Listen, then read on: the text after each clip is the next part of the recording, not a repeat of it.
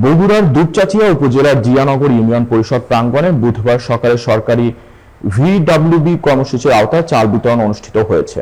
মোট 286 জন সুবিধাভোগী অসহায় দরিদ্র ও সুবিধা বঞ্চিত মানুষ এই সুবিধা পেয়েছেন।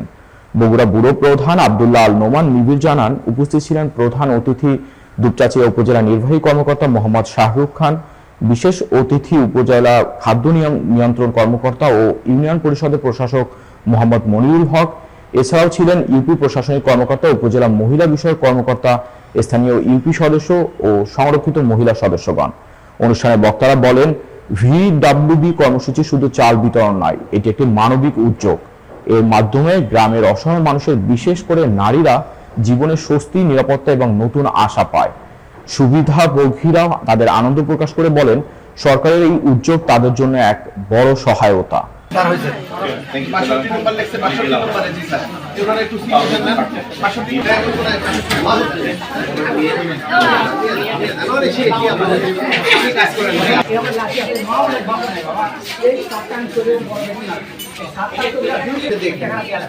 মানে কোনো টাকা নাই, বুঝছেন, ওইরকম